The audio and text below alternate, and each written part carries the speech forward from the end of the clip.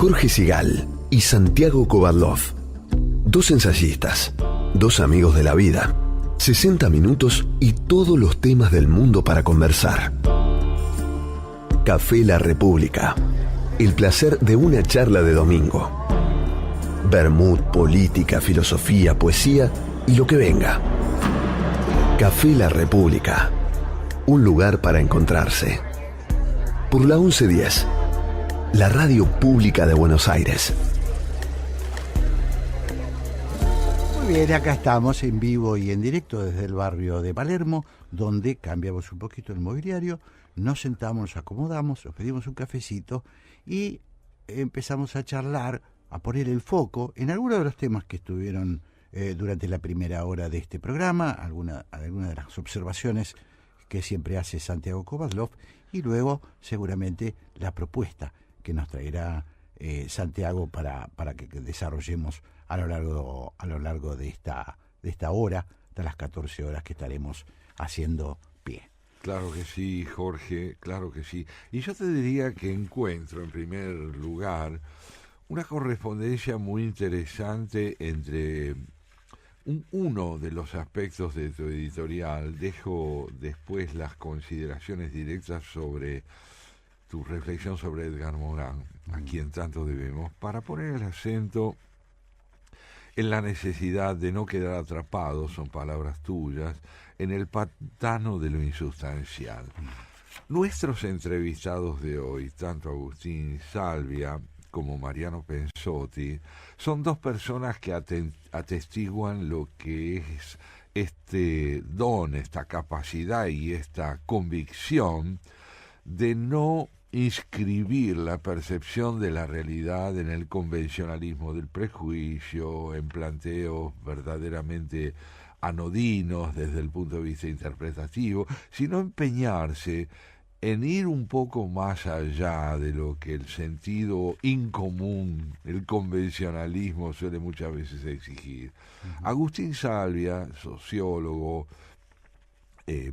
miembro del Observatorio Social de la UCA, es un intelectual que nos propone una descripción diagnóstica de lo que está viviendo la Argentina de hoy. Y creo yo que en esencia pone de manifiesto la necesidad de plantearnos una pregunta primordial. ¿Es posible terminar con esa estructura estática en la que está sumido nuestro país entre tres sectores que, por más dinamismo interno que puedan tener, manifiestan una fragmentación, una división verdaderamente dramática de una sociedad que no logra integrarse en un proyecto de desarrollo ecuánime? El planteo que nos hace Salvia es un planteo que demanda o exige o propone, mejor dicho, un cambio de mentalidad, un cambio en el modo de concebir el desarrollo del país, hoy, al parecer, todavía involucrado en una tendencia a privilegiar uno de los sectores que integran nuestra sociedad, lejos de este ideal de integración plena que sería indispensable tener en cuenta si queremos hablar de nación. De igual manera, creo yo, Mariano Pensotti, desde el punto de vista de un artista, viene a mostrarnos la necesidad de indagar el paso del tiempo para que nuestra mirada no quede congelada simplemente en los acontecimientos puramente segmentados, puramente particulares de cada una de las etapas por las que atravesamos en el transcurso de nuestra vida. En esta obra que hoy se estrena en el Colón, Demencia, él explora, de la mano de quienes colaboraron con él en la diagramación de este libreto y en la posibilidad de que él lo dirigiera, una pregunta en torno al paso del tiempo. El paso del tiempo es mera sucesión. ¿No hay un riesgo en quedar agotados en la mera duración sin que la capitalización de ese transcurso demande un ahondamiento, posibilite un ahondamiento de la comprensión de lo que somos?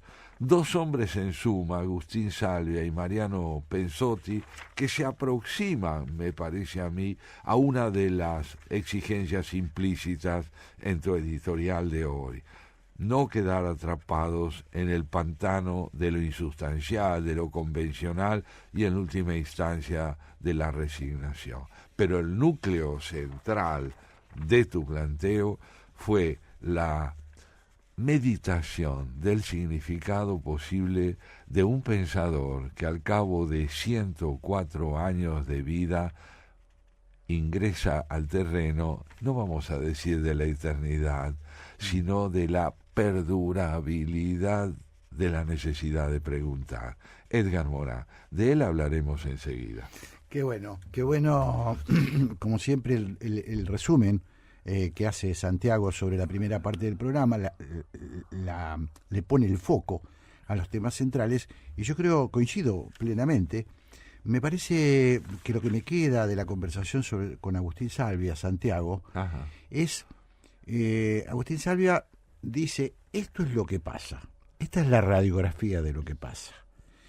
Esta transformación de la Argentina, que nosotros podemos percibir, pero que muchas veces para el observador común, para el que está mirando el acontecer de las cosas, no termina de entender qué hay atrás. Y lo que yo entendí de lo que dice Salvia es, se está transformando la Argentina en otro modelo.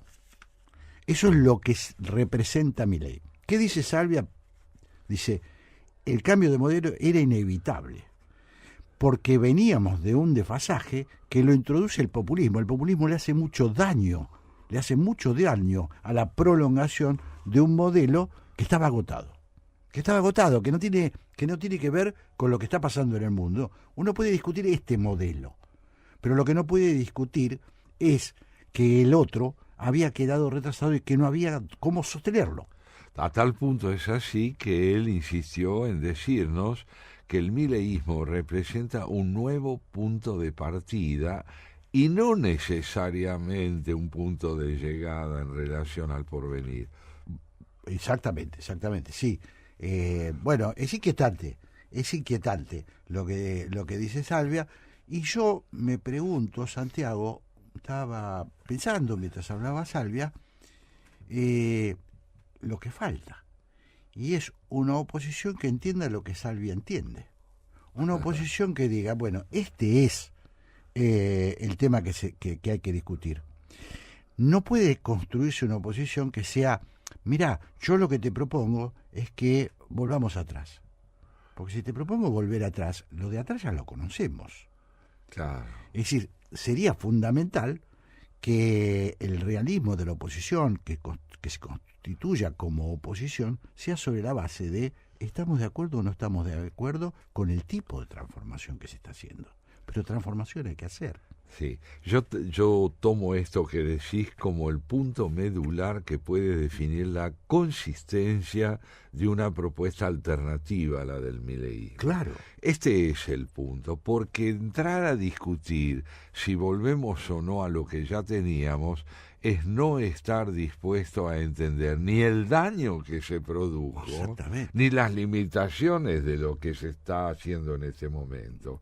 En ambas posiciones notamos un empecinamiento, una ceguera, ¿no?, que está reñida con el concepto de transformación. Salvia nos ha aportado algo muy importante al decirnos necesitamos terminar con una sociedad que está empantanada en una fragmentación en nada rentable si queremos concebir qué es una nación. Totalmente. Bueno, yo creo que ha sido una conversación inicial, por lo menos para nosotros. Me parece que es un tema que tenemos que seguir profundizando. Nosotros tratamos de hacerlo en nuestro programa, tratamos de bucear un poquito. Sí, pero estás planteando, subrayando algo que, gracias a la intervención que hoy tuvo Salvia, fue enfatizado, y vos lo estás subrayando. Este era un cambio imprescindible, es al mismo tiempo un cambio insuficiente. Necesitamos, lo decís vos con tus palabras, una oposición que sepa al mismo tiempo capitalizar lo ocurrido a partir del año 23 y no agotarse ni en el ideal presunto de un retorno, ni en la idea de que esto pueda ser definitivo, porque es un punto de partida y no necesariamente un punto de llegada. Totalmente. Y además, claro, vayamos a nuestro invitado de hoy, al tercer invitado de hoy, más allá de las dos personalidades que nos acompañaron. Edgar Morán, tu editorial. Mira, yo subrayaría 4 o 5 ideas que provienen de tu planteo. En primer lugar, la satisfacción de celebrar a un pensador. Creo yo que esa es una necesidad muy honda de Haciendo Pie. El pensamiento, pensar, es una actividad infrecuente. Lo decís vos con tus palabras. Hemos sido contemporáneos de Edgar Morán. Contemporáneos, ¿qué quiere decir? Personas que han podido convivir con él en el sentido de poder enriquecerse interiormente con su palabra creadora, con su meditación profunda. Decís vos, él fue el que supo combatir la mediocridad y el dogmatismo sin perder su vínculo con la poesía. Entiendo yo que con esto quisiste decirnos que el realismo, el mero pragmatismo, no es la posición de Edgar Morán. De hecho, Morán entiende a la poesía, hasta donde yo pude advertirlo leyéndolo, no como un género literario, sino como un posicionamiento en el cual la imaginación juega un papel decisivo para poder llevar adelante alternativas como las que estábamos señalando hace unos minutos en relación al país. Innovaciones, posibilidades de no quedar atrapados en la mera contraposición entre pasado y presente. Decías vos, estamos ante, recordando las palabras de Morán, estamos ante la escalada del simplismo y el hundimiento de la complejidad. Palabras de Edgar Morán que nos muestran cuál es también el desafío de la época. Tanto el convencionalismo, el dogmatismo, la indiferencia, la ideología, son posicionamientos que esencialmente revelan un certificado de defunción de la imaginación. Cuando Edgar Morán nos dice, y vos lo recordabas también, lo improbable puede suceder, lo que nos está diciendo es que en lo previsible, en lo que la lógica puede decirnos, no se agota lo real. Se agota el discernimiento de lo real, pero no lo real. En suma, creo yo que tu editorial celebra la posibilidad de estar ante alguien que al ausentarse se hace más presente que nunca ante nosotros. Sí, yo te confieso que, Santiago, te lo dije cuando veníamos para acá, cuando nos encontramos, dudaba un poco porque, bueno, normalmente uno se siente de alguna manera comprometido con la actualidad y con lo que está sucediendo, y este programa no renuncia a ser un programa de actualidad, no renuncia no es un mero programa de intercambio de pensamientos, también está anclado en la realidad. Pero me preguntaba qué cosas interesantes están aconteciendo. Y de golpe empecé a mirar las reseñas de varios periódicos del mundo que hacían sobre Edgar Morán, que dicho sea de paso, mucha importancia le dan en Europa, le han dado tanto el país como el mundo, en Barcelona, en Francia, ni hablar. En Francia el presidente de la Nación obviamente ya le rindió un homenaje muy grande. Entonces, bueno, es esto que tratamos de no quedarnos en la superficie, que tratamos de bucear un poquito, y ayer sentí eso que volqué hoy en las palabras iniciales, Santiago, que estaba, por un lado, me acongojaba que se haya muerto Edgar Morán, pero por el otro lado,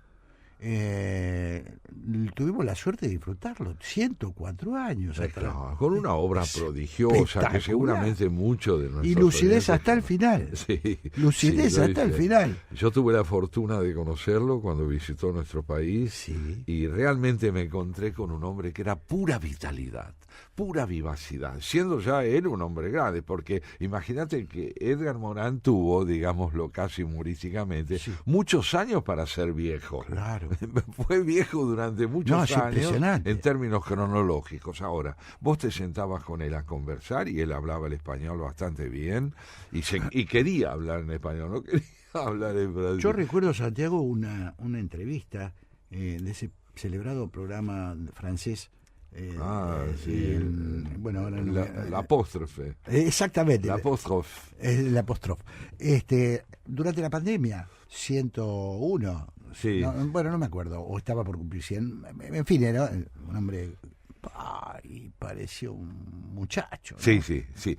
Él fue, digamos, en el orden personal, una evidencia de que la pasión y la vocación no necesariamente tienen la edad cronológica de quien encarna esos atributos, Claro, ¿no es cierto? claro. Supo ser un muchacho toda la vida, en el sentido de un hombre sensible, con una capacidad de asombro prodigiosa y, como muchos de nuestros oyentes sabrán, autor de obras verdaderamente ineludibles si se quiere pensar nuestro tiempo. Por ejemplo, él tiene una obra que se llama Para salir del siglo XX, Sí, claro. ¿no? Que es una obra en la que él se pregunta, a fines del siglo pasado, qué prejuicios, qué ideologías, qué planteamientos en el orden de la cultura, de la política, de la ciencia incluso, debemos dejar atrás para poder ingresar no a un mundo liberado de prejuicios,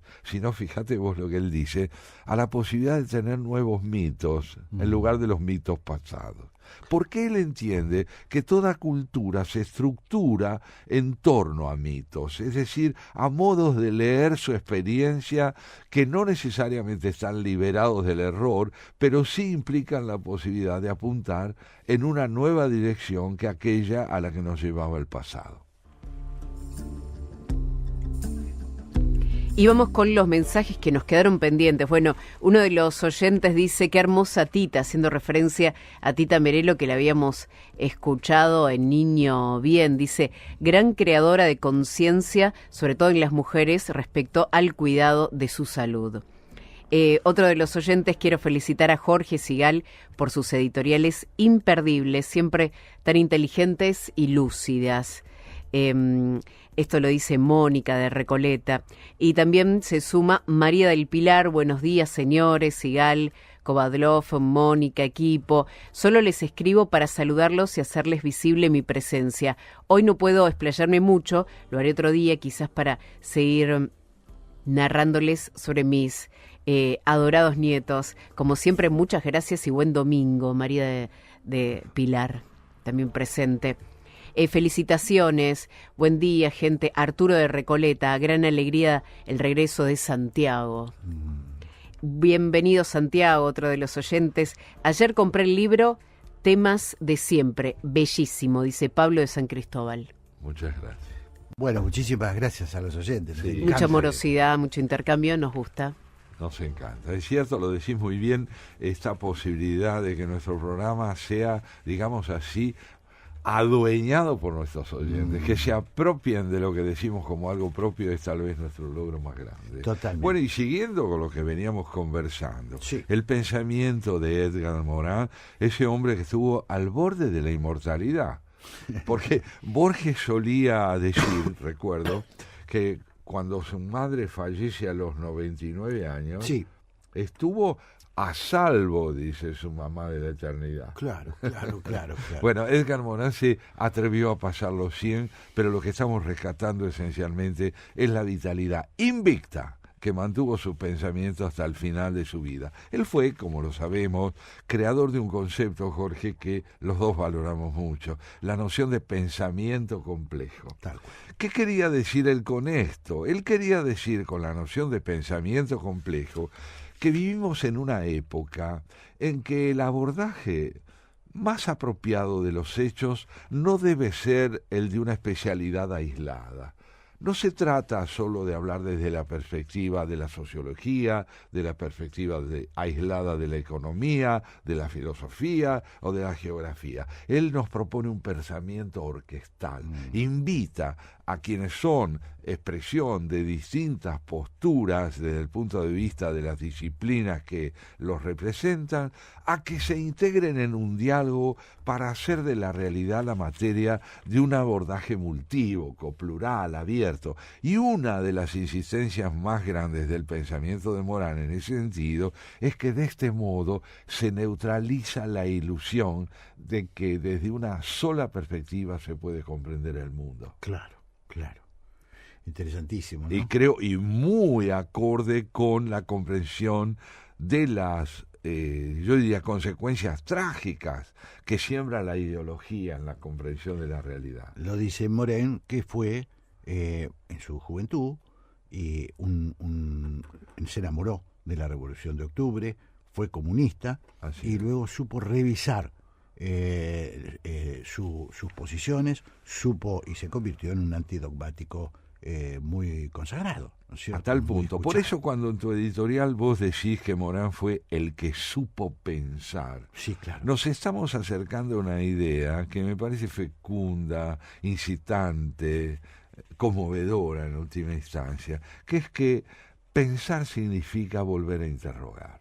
Claro. Quien de veras piensa pone en tela de juicio el saber del cual dispone. Se pregunta nuevamente, ¿es así como entendí ¿Es así la realidad o cabe otra perspectiva? El que sabe preguntar deja atrás una respuesta congelada. Claro, o sea, la duda es la llave de alguna manera Claro, del pensamiento. Exactamente, la puesta en tela de juicio del saber constituido. Qué fácil suena, qué difícil es. Ah, muy bien. Señores oyentes, qué fácil suena y qué difícil Es que es así, es que es así. realmente. Somos víctimas habituales de lo mismo, de la misma enfermedad. El dogmatismo es una enfermedad. Escuche a los políticos, Santiago, escuchemos a los políticos, escuchemos al presidente. Habla como si no hubiera duda. como si no hubiera dudas. Quizás es el rol del líder.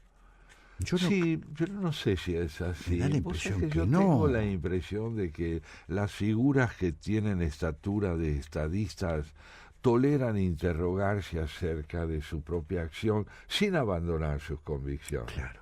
Porque de eso se trata también. Y cuando también hablamos de lo que significa el sentido del pensamiento, estamos remitiendo al modo como irrumpen las preguntas. Y Edgar Morán fue en ese sentido un maestro. Por ejemplo, cuando en su ensayo sobre la muerte, Sí. que es un ensayo relativamente juvenil, está no te lo digo entre los primeros, pero sí entre los intermedios de él lleva adelante una reflexión con esta pregunta: ¿a qué le tememos cuando le tememos a la muerte? Entonces, allí él desarrolla las distintas concepciones históricas que se han ido sucediendo en el transcurso del tiempo para caracterizar la muerte, en términos de un final ineludible, en términos de una transición que nos lleva a otro mundo. Pero él, Edgar Morán, entiende que el temor a la muerte es fundamentalmente el temor al descubrimiento de un límite. Y que cuando ese temor se pone de manifiesto en las relaciones entre los hombres, toma la forma de una intransigencia radical. No a tu punto de vista. No, porque si tu punto de vista tiene alternativas más allá del mío, entonces el mío está condenado a morir. En el sentido de que es un punto de vista relativo, porque si vos me estás diciendo a mí que con lo que yo sé no basta, me estás diciendo al mismo tiempo que de lo mío no se puede prescindir, pero que lo mío no es suficiente. Ahí nace el pensamiento complejo. Es muy interesante, ¿no? Es muy interesante. O sea que esto tiene que ver con aceptar los límites de la existencia. Ni más ni menos. Es decir, aceptar los límites de la existencia, esto, escúchenlo, los líderes políticos, está dedicado No solo los líderes políticos, No, estamos hablando pero de cualquier sin persona, duda la cualquiera. política, un ejercicio de la política. El asumir que uno no va a estar en algún momento tiene que ver con todo esto, con lo que yo hago en vida. El asumir, el saber que la vida tiene límite, te permite pensar de otra manera. Pero no hay duda alguna, porque entonces yo te propongo lo que creo que es cierto Sí. como una postura que admite revisión por parte tuya. Claro.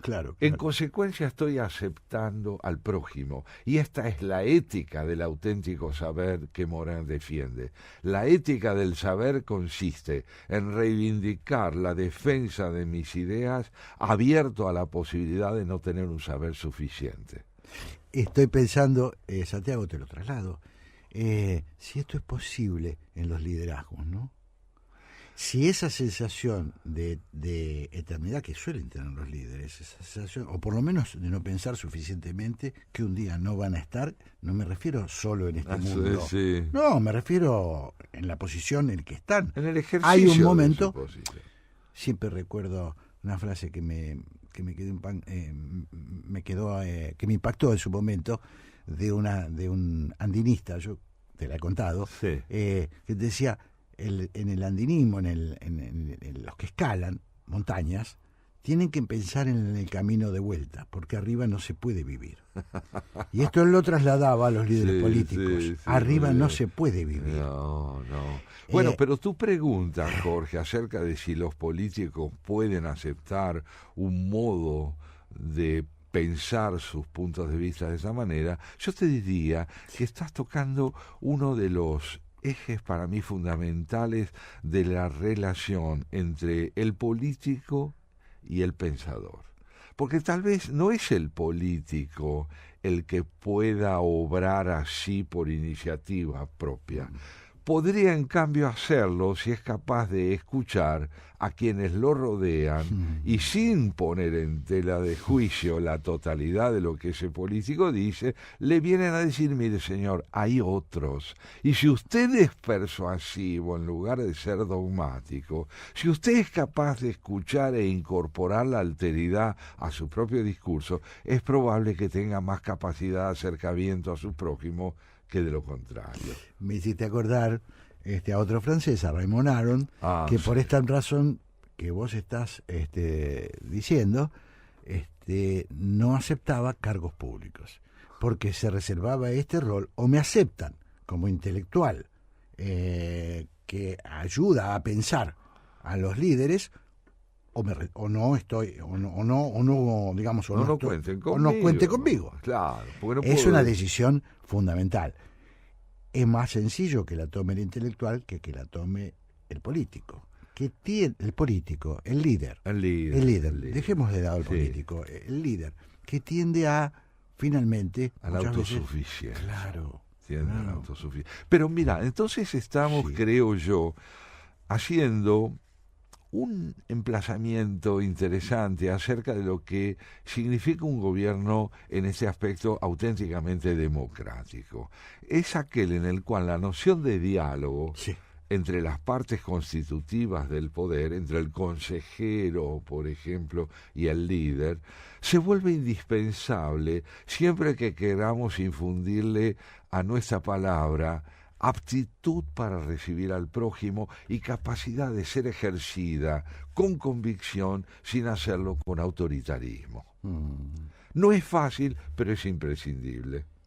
Entonces, en ese sentido, Edgar Morin, en toda su obra, y vuelvo particularmente a Para salir del siglo XX, mostró de un modo muy adecuado que las grandes tragedias del siglo XX, las dos guerras mundiales, el totalitarismo que impregnó la política del siglo a través del nacionalsocialismo, el estalinismo y el pensamiento mussoliniano, deben ser tenidas en cuenta sin caer en la tentación de presumir, dice Morin, que dejar atrás estas formas de organización política, Hannah Arendt diría que no son políticas, pero estas formas de organización política implica que vamos hacia un mundo redimido del mal. Salir de estas posturas no significa estar ahora en un universo donde reina la armonía y la paz, sino donde reina la posibilidad de aprender del pasado. Claro. De no caer en eso que Salvia también describía en relación al país, que es esas tres estructuras inamovibles en que está dividida nuestra sociedad, porque no puede aprender a integrarse, porque desde la política no se le enseña integración. Los liderazgos verdaderamente democráticos se abren a un dinamismo interno fundamental que lo representa como democrático. Claro. Ese es un tema complejo, ¿no? No muy experimentado por nosotros, No como aquí, sociedad. sin duda. No. Creo que las sociedades europeas están un poquito mejor. Ahora están atravesando también una crisis de representación gigantesca. Sin duda, Este tema es universal, no es solo... Y por eso aparecen estos líderes mesiánicos, estos caudillos. Pero al mismo tiempo yo te diría, con mi experiencia reciente de viajero, claro. es que he advertido que Europa no cabe en ninguna de las dos semblanzas más habituales, la que la concibe como un universo perfecto, donde la civilización impera sin conflictos, ni la que tiende a homologar su crisis con una crisis de carácter terminal. Yo no lo veo así. La impresión que traigo es la de que, por ejemplo, cuando la Comunidad Europea reacciona ante Trump, diciéndole, señor, este no es el camino para enfrentar el conflicto con Irán, no está tomando una posición pro-iraní. Está diciéndole a Trump, esta no es una manera de gobernar a Occidente. A Occidente. Entonces tenemos que buscar un camino. Trump no se equivoca cuando le reclama a Europa más protagonismo y autonomía en el orden económico militar, pero sí se equivoca al entenderla como subordinada a un mandato verticalista que no admite discusión. Y esto vos observás que Europa de alguna manera está tomando el desafío. Sí. Tuve toda la impresión de que la Comunidad Europea en este momento entiende que debe aprender que los liderazgos de Estados Unidos no en todos los órdenes pueden seguir siendo identificados con liderazgos en los que reina la sabiduría y la comprensión del mundo en el que estamos. Claro. Esto me parece importante y es un desafío que realmente creo que Europa está aprendiendo a enfrentar a través justamente de una revisión honda de lo que hasta hoy ha sido después de haber alcanzado la unidad monetaria que alcanzó con el euro. Claro, Europa tiene problemas muy concretos, ¿no? Tiene la guerra de Ucrania, que es una amenaza enorme de Rusia, no solamente hacia Ucrania, sino hacia los países bálticos, es decir, aquel viejo plan de Putin de recuperar el territorio de lo que era la Unión la Unión Soviética. Esto está en los planes de Putin, y Europa de alguna manera tiene que armarse en todo sentido, lo digo no solamente en armas, pero tiene que armarse porque tiene una amenaza concreta, que ahora la obliga a redefinir su propio poderío, porque Estados Unidos le dijo, con nosotros no cuenten. Eso por un lado, y por otro lado Estados Unidos le ha dicho a Europa, o se subordinan a las decisiones nuestras, o no los consideramos parte de un Occidente protagónico. Claro. Y ahí vos ves una reacción de Europa en el sentido de nosotros queremos manejar las cosas. Nosotros queremos generar un pensamiento alternativo, volviendo al título de Morin. Claro. Para salir del siglo XX también quiere decir que después de la Segunda Guerra Mundial, en la cual la hegemonía de Estados Unidos fue indiscutible y provechosa, en tanto generó una fuerte democratización del mundo que había padecido la Segunda Guerra, esa dependencia de los Estados Unidos para sostener un clima de hegemonía y de paz, no solo ya no es posible, sino que le está pidiendo a Europa convertirse en una de las voces capaces de pensar el presente, no subordinada a Estados Unidos, no subordinada a los planteos belicistas, sino capaz de entender cuál es su crisis interna y cómo desde su comprensión puede fortalecerse. Claro, porque Europa tiene graves problemas que afrontar rápidamente. Entre otros, la disminución de su propia población. Tiene un problema. Estás tocando un punto un clave. tema que creo, bueno, lo he visto mucho en las polémicas, en los medios europeos, ¿no es cierto? Vos sabés que en Italia advertí eso. En Italia lo que advertí es que se cierran cada vez más jardines de infantes porque no hay niños. Es impresionante. No hay niños. Es decir, las parejas tienden a tener o una descendencia limitada o a prescindir de tener hijos, sí. ¿no? Llevadas, bueno, por temores hasta cierto punto fundados. Como Esto sumado al fenómeno de la inmigración, ¿no es cierto? Sí, entonces hay temores porque es de creciente población autóctona, mucha presencia de poblaciones con otras costumbres, con otras culturas. Y bueno, tenés que ver cómo lo vas a afrontar, ¿no? Y después hay otros temas, Santiago, que están agobiando a Europa, que es el tema de la longevidad y de la falta de población que aporte, porque la gente vive más y los aportes no alcanzan. En fin, hay desafíos nuevos para Europa, ¿no? Bueno, Desafíos eso es lo que Edgar fuertes. Morán nos enseña a pensar.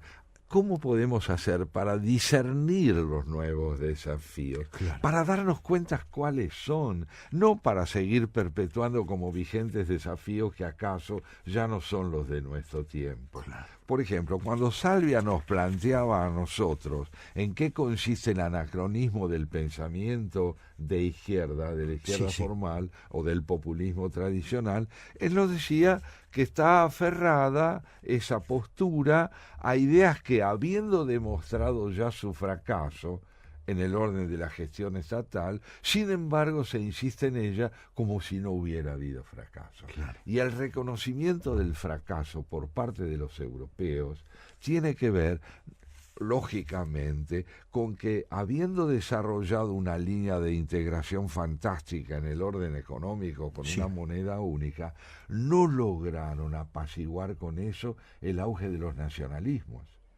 El auge de los nacionalismos, es decir, la existencia de naciones que, impulsadas por nuevas formas del populismo, como las que vos mencionabas, aspiran justamente a reanudar un pensamiento feudal, digamos, de apartamiento nacional de esa comunidad europea que tantos riesgos y tantas guerras fueron las que promovió. En este sentido ha sido una buena noticia para el propósito de la comunidad europea la derrota de Orbán en Hungría. Sí, muy importante. Porque él encabezaba, era un proyecto, el de Orbán, un proyecto justamente que atentaba contra la posibilidad de esa cooperación europea, era el asentamiento de nuevo de los nacionalismos. Esto es Orbán. Sí, yo creo que está señalando algo muy importante. Estos planteamientos populistas de fuerte raigambre nacionalista no parecen ser demasiado duraderos, aunque puedan tener una década de vida, como ocurrió y más también. Bueno, no sé si eso es así, pero es lo que nos da la esperanza, ¿no? Y por lo menos ocurrió en Hungría. Ocurrió en Hungría, que parecía difícil. Sí, Porque el liderazgo de Orbán era muy sólido, manejaba con mano de hierro la política de su país. En fin, creo que ha sido todo lo que sea perjudicial para la perpetuación, todo lo que demuestre que es posible el cambio, volvemos, creo, a Edgar Morán, son buenas noticias, ¿no? Creo que sí, creo que estamos hablando tal vez no tanto de una posibilidad indiscutible, sino de una necesidad que está muy unida a la reconstrucción del pensamiento republicano y democrático, al pensamiento que de alguna manera vuelve compatible el ejercicio de la política con el don de la innovación. Claro. con el don de la innovación, que es tan fundamental, ¿no? Porque tiene que ver, insisto en esto, con la capitalización de los fracasos por los que se ha atravesado. Fíjate vos que justamente en su descripción de la obra Demencia, Sí. Mariano Pensotti hablaba del fracaso, el transcurso del tiempo como lo que lleva a un fracaso creciente, ¿no? Esa es la línea rectora del protagonismo de las 3 generaciones que se suceden en la obra que hoy se va a estrenar en el Colón. ¿Dónde hay fracaso? Este es un tema que Morán toca maravillosamente. El fracaso está donde no se lo advierte. Donde no se lo advierte. Ahí hay fracaso. ¿Por qué? Porque queda la realidad inscripta en la repetición, en la obcecación por seguir en lo mismo cuando lo mismo ha mostrado su esterilidad. Qué interesante. Café La República. Jorge Sigal y Santiago Kovadlov conversan en la Radio Pública de Buenos Aires.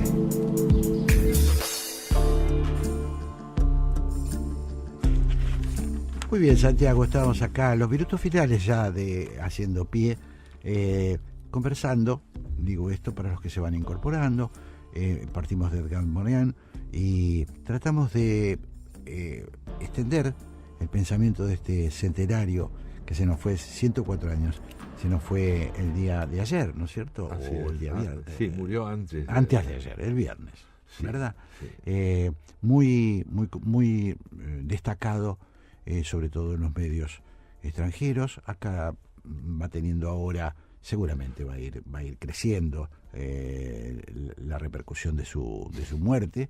En Europa, yo insisto, estuvo en la etapa de los diarios más importantes. No hay duda. Y no deja de ser interesante, Jorge, también para nuestros oyentes, ver que de pronto un pensador Sí. puede convertirse en una figura convocada por la prensa que está diariamente absorbida por los problemas circunstanciales. Claro. ¿Qué es? Es una pregunta que te hago, me hago, nos hacemos. ¿Qué significa perder un pensador? ¿Qué es lo que se pierde cuando se pierde un pensador? Porque por un lado, su obra queda, son creadores, Totalmente. tienen una trayectoria, digamos, literaria importantísima, en este caso incontable los aportes que le ha hecho como articulista, muy difundido además entre nosotros en la Argentina, a través de muchos de sus artículos a lo largo de muchos años. Pero ¿qué es lo que básicamente conmueve la noción de su fallecimiento? ¿Qué quiere decir que desaparece un pensador? Porque tenemos que reconocer que no hemos perdido una figura célebre en el sentido convencional de la palabra. No. Entonces, ¿qué perdimos? Bueno, yo me lo pregunté bastante cuando ayer estábamos, entre ayer en la mañana, pensando un poco en la línea del programa de hoy. Lo dije de alguna manera, Santiago, porque por un lado a mí me produjo como una sensación contradictoria entre la tristeza por la desaparición de un hombre, pero sentí que venía a mí en Almorán, que la noticia de su muerte me lo actualizaba, me recordaba, ojo que está ese tipo. Das en el clavo, porque decís, me lo actualizaba, quiere decir, paradójicamente su muerte me trajo su presencia. Totalmente. Yo tengo cierta esperanza de que así suceda y que vayan creciendo. Por ahí soy un poco No creo inocente. que te equivoques. Mira, vamos a un caso análogo. La muerte de Jorge Luis Borges claro, lo ha hecho también me acordé. enormemente presente. También me acordé, porque quienes vivimos a Borges durante muchos años y vimos cómo se dimensionó a partir de la muerte Borges. Así es. Bueno, en la Academia Argentina de Letras, hace un par de días, el jueves pasado, celebramos o recordamos los 40 años de su muerte con Javier González, académico notable que desarrolló una reflexión importantísima sobre él y puso de manifiesto, junto con la lectura que yo hice de algunos poemas, la vitalidad de esa figura en nuestra vida cotidiana. Claro. perdón, Santiago, Sí. porque además lo que creo que fue pasando con Borges es que al sacarlo sobre todo que él cada tanto tenía opiniones tan agudas, tan interesantísimas, divertidas, graciosas, pero muy incisivas. Sí. Al salir de la pista de la cotidianeidad, al salir de la noticia diaria, nos fuimos todos refugiando en su obra y en su pensamiento, incluidas sus reflexiones periodísticas, sus títulos, sus ocurrencias. Sí, como lo decías muy bien, de un modo sintético, muy elocuente, su presencia se potenció con su desaparición. Claro. Y esto es lo que ha ocurrido con Edgar Morin. Su palabra cesó. Ya no lo vamos a volver a oír pronunciarse. Pero es que también podemos advertir que todo lo que nos ha legado son pronunciamientos que siguen teniendo vigencia. Y decime, sí, vivo. claro. Y decime, Santiago, en la universidad, en la Facultad de Filosofía y Letras, por ejemplo, de la Argentina, es un pensador tratado, es un pensador de consulta. Sociología en ciencias políticas. Es una figura muy, muy convocada, muy meditada, y en filosofía también. Y tiene una vida, yo te diría, paralela en aquellos espacios donde la reflexión sobre el presente no toma una configuración académica, pero tiene sí una imperiosa necesidad de desplegarse en grupos de estudio, entre gente que realmente valora su aporte en la lectura, porque además, digamos esto, Jorge, qué bien escribe, qué prosa formidable tiene. Es un hombre que lleva adelante, mejor dicho, que sabe extraer del idioma toda la rentabilidad del fraseo breve. Es un hombre de frases cortas, contundentes, sugestivas al máximo, un poeta de la expresión en ese sentido, por la potencia metafórica que él logra darle a su lenguaje. Y decime, Santiago, la obra poética de él, ¿es una obra importante o es un aspecto secundario? Porque bueno, no tiene por qué destacar. Él fue un novelista Fundamentalmente escribió un par de pero novelas. Digamos que donde más se destaca es en la obra de pensamiento. El verdadero... El caso de él, Jorge, está bien tu pregunta, es muy similar al caso de George Steiner. Claro. George Steiner también escribió prosa de ficción. Claro. Pero no es en ese género donde alcanzaron la relevancia que nos hace sentir su ausencia como algo inquietante. Es en la prosa de ensayo, en la conceptualización, donde su creatividad, su imaginación y su potencia expresiva llegan al nivel más alto. Claro. Sí, bueno, yo lo veo como observador, he leído... pero no estoy en condiciones de valorar su poesía, por ejemplo, ¿no? Lo que podemos decir básicamente de él es que él se realiza en términos expresivos como pensador. Claro. Y esto es un fenómeno muy interesante porque es evidente, digamos esto tal vez para ir finalizando, que ningún escritor elige el género en que ha de llevar adelante el desarrollo de su creatividad. Yo creo, uno no puede decir voy a escribir una novela si no se siente convocado para hacerlo también por el don y el talento para ese género. Claro. Uno despliega mejor aquellos géneros que se le imponen a uno como necesario. Totalmente. Por ejemplo, si vos tomás el caso de otro escritor polifacético como fue Albert Camus.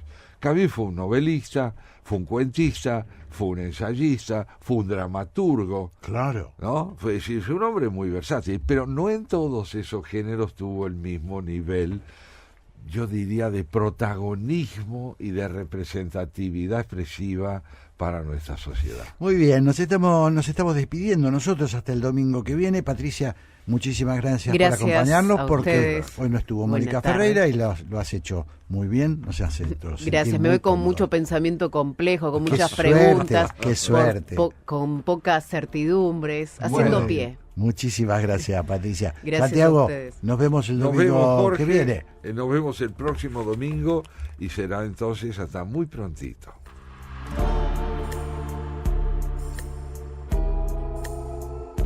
Jorge Sigal y Santiago Kovadlov en la 1110.